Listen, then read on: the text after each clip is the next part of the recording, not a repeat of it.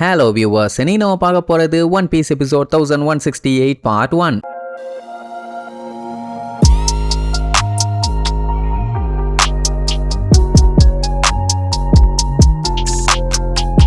Open பண்ணா போன பாட்டுல அந்த குங்கோ லோக்கிய போட்டு துவன்னு துவச்சிட்டு இருந்தால ஒரு கட்டத்துக்கு மேல ஷாமராக்கே கடுப்பாயி போது இதோட நிப்பாட்டு, இனி இதுக்கப்புறம் வேற டாக்டிக்ஸ் யூஸ் பண்ணலாம் அப்படிங்கிற மாதிரி சொல்லி அட்டாக்க ஸ்டாப் பண்ணிருப்பான். ஏன் அப்படின்னா இவனுக்கு அந்த நேரத்துல இருந்தே ரொம்ப ஃபெரோஷியஸா வாழ்ந்து வந்தவனுங்க, அதனால அப்படித்தான் இருப்பானுங்க லூசு பாயிலுங்க அப்படின்ட்டு ரெண்டு பேருமே அங்க இருந்து கிளம்புவாங்க. லோக்கி பையன் அப்பவாச்சும் வாயை வச்சுக்கிட்டு சும்மா இருந்திருக்கலாம். பாடியில ரத்தம் பயங்கரமா ஊத்துன்னு ஊத்திட்டு இருக்குது, ஆனாலும் வாய் அடங்கல. டேய் நீ பாக்குறதுக்கு அப்படியே அவன மாதிரியே இருக்கிறாமா பாத்தீங்களா? லோக்கி கூட கன்ஃபியூஸ் ஆயிருக்கான். அதை கேட்டுட்டு கேட்காத மாதிரி அவன் பாட்டுக்கு போயிட்டே இருப்பான். அப்பவாச்சும் சும்மா இல்லாம நீயும் அந்த ரெட் ஹேர் பைரட்டும் கண்டிப்பா ஸ்டேஞ்சர்ஸா இருக்க வாய்ப்பே இல்ல, உண்மையை சொல்றான் அப்படின்னு ஒன்னு கடுப்பாயிட்டான். குங்கோ பார்த்துட்டு வாயை வச்சுட்டு சும்மா இருக்க மாட்டேன், உனக்கு தேவையில்லாத விஷயத்துல எல்லாம் மூக்க விட்டு மூக்க டேமேஜ் பண்ணாதேம்பா அப்படின்னா நான் சொன்னது உண்மைதான்.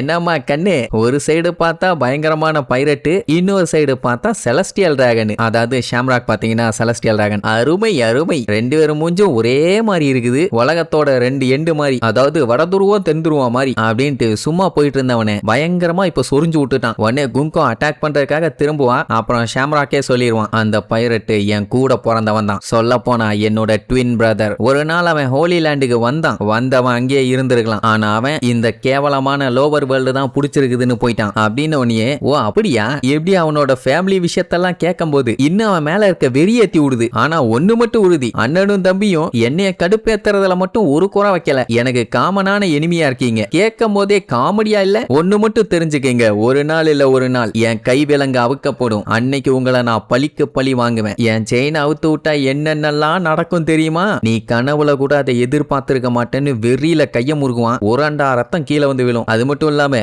அவனோட காட்டு விலங்கு ஃப்ரெண்ட்ஸுகளை அவன் கண்ணு முன்னாடியே குத்தி போட்டிருக்காங்கல்ல, அவங்க கூடவே உங்களையே நான் அனுப்பி வைப்பேன் அப்படின்ட்டு பயங்கர வெறியா பேசின உடனே ஷாம்ராக்கு கடுப்பாயிட்டான். இப்ப என்ன மிரட்ரியான அப்படியே ஒரு லுக் விடுவான் பாருங்க, அதை பார்க்கும் போதே அவன் பயந்துருக்கணும். ஆனா அப்பவும் வாயை வச்சுட்டு சும்மா இல்லாம நக்கல் பண்ணி சிரிப்பான். உடனே குங்கோ இவன் அந்த அளவுக்கெல்லாம் ஒர்த்துல கமாண்டர் விடுங்க அப்படின்பா. அவனுக்கும் அதான் தோணுது, தேவையில்லாம என் கைய ரத்தக்கரையாக்கணுமா அப்படின்னு யோசிச்சேன். ஆனா இவன் வாயை வச்சுட்டு சும்மா இருக்க மாட்டான் போல. இருந்தாலும் ரத்தக்கரையாக்குற அளவுக்கெல்லாம் இவன் ஒர்த்துலன்னு சொல்லி கத்தி எடுத்து ஜஸ்ட் வெளியில நீட்ட மட்டும் தான் செய்வான். உடனே அவன் கத்தில இருந்து பயங்கரமா புகையெல்லாம் கிளம்பி வெளியில வருமா. அதை பார்த்துட்டு லோக்கி பதறுவான் கதறுவான், என்னடா அதுன்னு. அது பாத்தீங்கன்னா ஒரு 3 தலை ஓனாய் மாதிரி இருக்கும். பேரு பாத்தீங்கன்னா செர்பியன். சொல்ல போனா அதுதான் ஷாம்ராக்கோட ஸ்வாடாமா. அதோட வாய்க்குள்ள இருந்து அப்படியே கத்தி நீளமா வெளியில வரும். 3 தலை இருக்கிறதுனால 3 கத்தி. லோக்கி அதை பார்த்துட்டு என்னடா இப்படி கருண கொடூரமா இருக்குதுன்னு கொஞ்சம் பதறுவான். அதோட கண்ணை வச்சு அவனை ஒரு லுக்கு விடும். அதை பார்த்ததுக்கே அவனுக்கு உள்ளுக்குள்ள பீதி ஆகுது. இப்ப என்னன்னா இவங்க பவரை யூஸ் பண்ணிட்டாங்க அப்படின்னா எல்பேஃப்ல இருக்கவங்களால சென்ஸ் பண்ண முடியும். சோ சீக்கிரம் கிளம்பணும்னு சொல்லி ஒரு பேர்டு மாதிரி அவ பவரை வச்சு உருவாக்குவா. அது மேல ஏறி போய் நின்னுக்குவா. இங்க இவன் அந்த 3 தலை செர்பியனை பார்த்து ஸ்கிரம்பிளுமா. அதோட காலர் பாத்தீங்கன்னா கிருகிருன்னு சுத்த ஆரம்பிச்சிடும். என்ன மண்டையில மோட்டார்லாம் வச்சிருக்கானு பாத்துக்கிட்டு இருக்கும் போதே தலை தனியா பிச்சுக்கிட்டு போயிடும். வெறும் பாடி மட்டும் தான் இருக்குது. லோக்கிக்கு ஒரு அளவும் புரியல, என்னடா தலையை ஏதோ ராக்கெட் லான்ச் பண்ற மாதிரி லான்ச் பண்ணிட்டே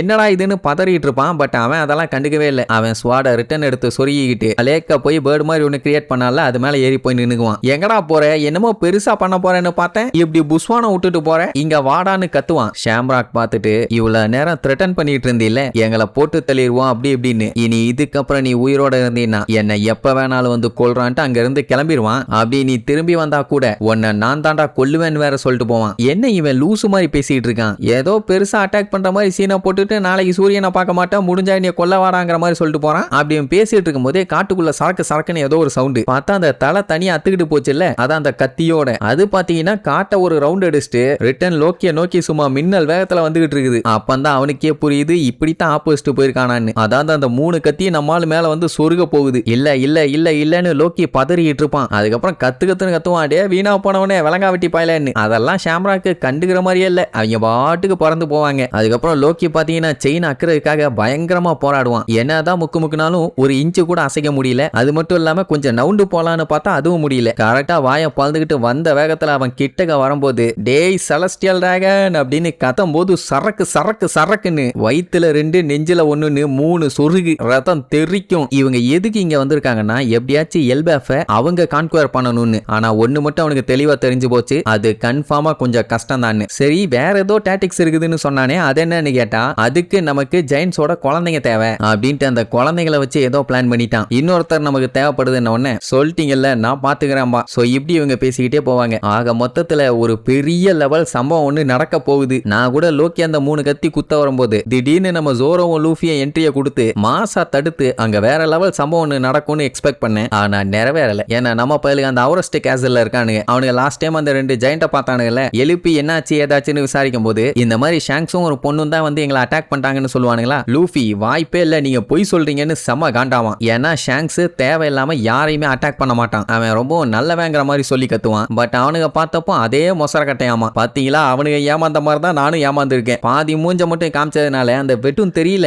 மொத்தமா கவர் பண்ணி இருந்ததுனால கையிருக்கா இல்லையானு தெரியல. ரெட் ஹேரையும் அந்த ஃபேஸ் ஸ்ட்ரக்சரையும் பார்த்துட்டு அது ஷாங்ஸ் தான் கன்ஃபார்மா சொல்லுவானுங்க. ஏன்னா ஷாங்ஸ் எல்பாஃபுக்கு நிறைய டைம் வந்திருக்கானாமா. அதனால எங்களுக்கு நல்லாவே தெரியும் அது அவன் தான். ஒன்னு லூஃபிக்கு என்ன சொல்றதுனே தெரியல. உடனே லூஃபியும் பயங்கரமா யோசிச்சு பார்த்துட்டு அது ஷாங்ஸா இருக்காது, அவன மாதிரி வேஷம் போட்ட சில அயோக்கிய பயல்களா இருக்குமா. ஏன்னா அவனோட பேரை கெடுக்கிறதுக்காகவே இந்த மாதிரி அடிக்கடி ஏதாச்சும் பண்ணிக்கிட்டே இருப்பானுங்க. ஷாங்ஸ் எல்லாம் அப்படி கிடையவே கிடையாது, அவன் ரொம்ப நல்லவன்பா. ஏன்னா அவன மாதிரி இருந்தான்னு தானே சொல்றீங்க அப்படின்னு ஒன்னு ஜோரோ என்ன சொல்லுவான், ரீசெண்டா தான் ஷாங்ஸ் இங்க வந்துட்டு போனானாமா. அப்படி இருக்கும்போது திருப்பி அவன் வந்திருக்க நிறைய வாய்ப்பு இருக்குது அப்படின்னு ஒன்னு லூஃபி கடுப்பாயி, அதுக்காக ஷாங்ஸ் இந்த மாதிரி எல்லாம் தப்பு பண்ணுவான்னு சொல்றியா, வாய்ப்பே இல்ல அப்படின்னு அந்த ஜெயின்ஸ் கிட்டே கோவமா சொல்லுவான். நீங்க சொல்றது உண்மையாவே இருந்தாலும் கண்டிப்பா அது ஷாங்ஸா இருக்காதுன்னு. ஏன்னா எப்பவுமே அவன் ஜாலியா இருக்கணும்னு தான் பார்ப்பான், யாருக்கும் பாஸா இருக்கணும்லாம் பார்க்க மாட்டான். அண்ட் தேவையில்லாம யாரையும் துன்புறுத்த மாட்டான். அப்படி இப்படின்னு அடிச்சு சொல்லி கத்திக்கிட்டு இருப்பான். நமியே பார்த்துட்டு அசந்து போய் இந்த அளவுக்கு அவன் மேல நம்பிக்கை இருக்குதான்னு கேட்பான். உடனே அவனும் ஆமா உன்கிட்ட மொழிமேரை பத்தி யாராச்சும் தப்பா பேசினாங்கன்னா நீ கடுப்பாக மாட்டேன், அந்த மாதிரி தான் இதுவும்.